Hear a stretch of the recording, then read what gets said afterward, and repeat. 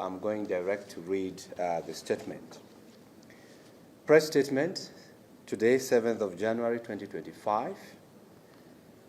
We are calling for the formation of a public commission of inquiry led by an independent body to investigate abductions, politicization of police, resurgence of criminal gangs, land grabbing, and state capture. In recent months, a significant number of Kenyans, religious organizations, and international bodies have raised serious concerns regarding a disturbing trend of abductions, politicization of police, resurgence of criminal gangs, and the troubling specter of state capture within our country. These developments threaten the safety, dignity, and democratic rights of every Kenyan citizen. We have repeatedly raised alarms over a series of abductions that have predominantly affected young individuals. These heinous acts have resulted in numerous victims suffering from death, physical harm, psychological trauma, or enforced silence. Despite these alarming reports in the public outcry, the Director of Criminal Investigation, that is DCI, has distanced himself from accountability, claiming ignorance regarding the perpetrators of these abductions.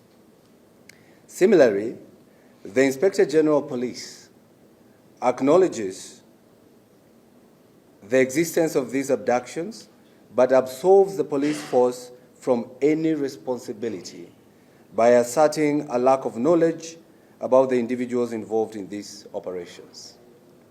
Meanwhile, the President, William Ruto, in his usual ambiguous manner, has made public promises to stop the abductions, while simultaneously admonishing parents to instill discipline in their children, insinuating that lack of discipline contributes to these abductions.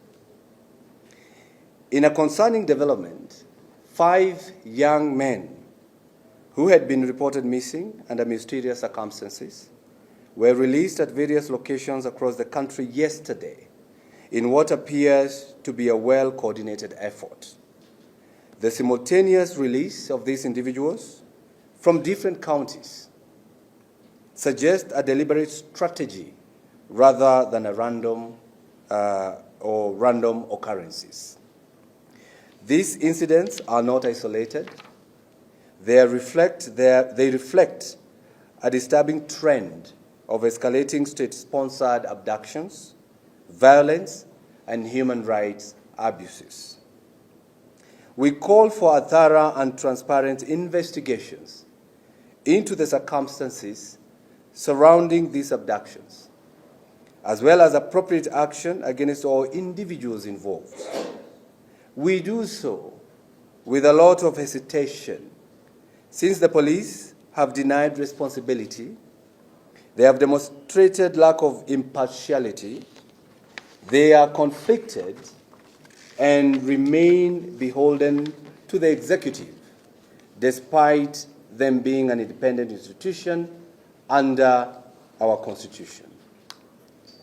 The next part will be taken by the MP for Githunguri, Kadhanwa Musho. Thank you. I would like to take this opportunity to thank the Kenyan people who united in a concerted effort to advocate for the release of the abductees by mounting public pressure and threats of mass protests.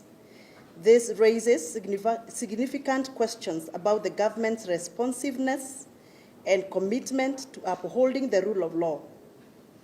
We also appreciate the ICC quick response in opening the portal for reporting human rights abuses by the state actors and other collaborators in setting early stage of collating the data ready for the eventuality.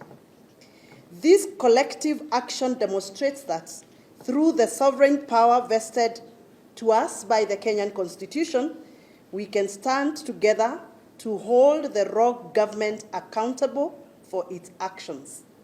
Let us continue to raise our voices in pursuit of justice and accountability for our country.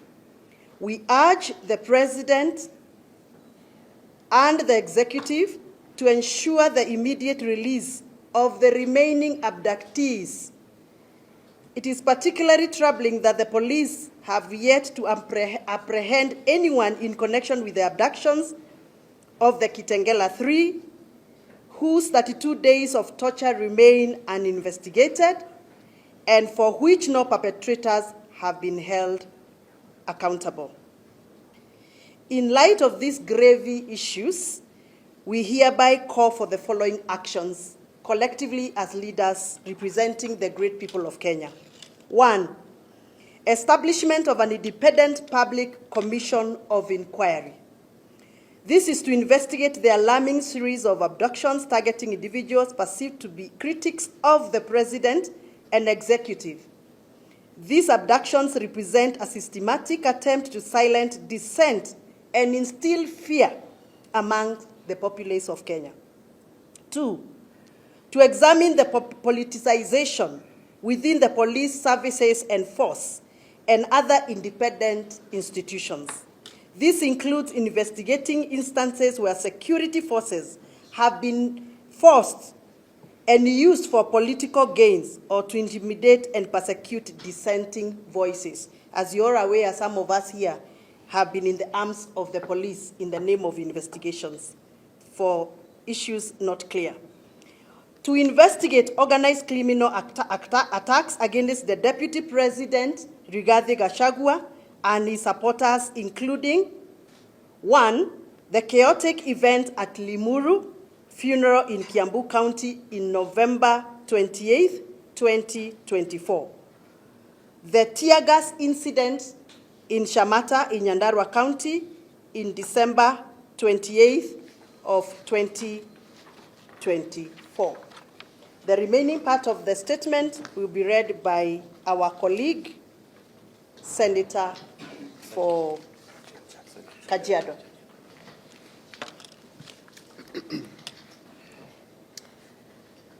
To assess the resurgency of state-sponsored criminal gangs, including Mungiki, that are terrorizing citizens and deserters.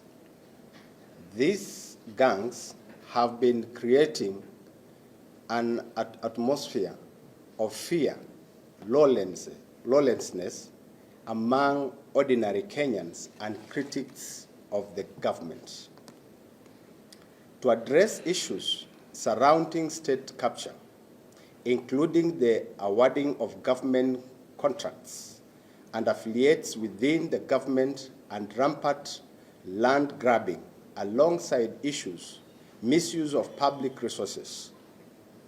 These include examining extensive land grabbing currently underway in Ngurunga Farm in Kiambu constituency, Gikumari in Ruiru constituency, Dabibi in Naivasha constituency, Nakuru Memorial Hospital, and many other acts of misuse of public trust, which threatens the integrity of our institutions and welfare of the Kenyan people. Parliamentary actions. We urge both the National Assembly and the Senate, and also all county assemblies across the nation to convene a special session during recess to discuss and conduct inquiries into these abductions and other pressing matters affecting the society. Public safety and accountability. We emphasize the necessity for a comprehensive review of public safety measures and accountability mechanisms within law enforcement, agencies to ensure protection for all Kenyans. We, the undersigned legislators, believe that these investigations are essential to uphold the rule of law, protect human rights, restore public trust in our institutions, and safeguard Kenyans' democratic values. We stand in unwavering support of the information of this Independent Commission of Inquiry and demand swift, decisive actions to restore justice and security of our nation. The signatories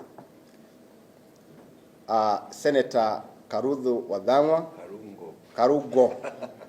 Dangwa, Kiambu County, Honorable Onesmus Ngogoyo, Kajiado North, Honorable John Kagucha, MP Mukurweini, Honorable Wanjiku Muya, MP Kipipiri, Honorable Gadhoni Wamushomba, MP Githunguri,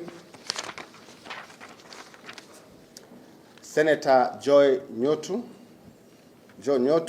Murang'a County, Honorable James Gakuya, MP Embakasi North, Honorable Edward Murieu, MP Gatanga, Senator John Methu, Nyandarua County, Senator James Murango, Kirinyaga County, Honorable Peter Kihungi, MP Kagema, Honorable Jane Kihara, MP Naivasha, Honorable Njeri Maina, MP Kirinyaga, Honorable Samuel Kachobe, MP Subukia, Honorable Teresia Wanjiku, MP, Honorable George Kaimburi, MP Juja, Honorable Major Dong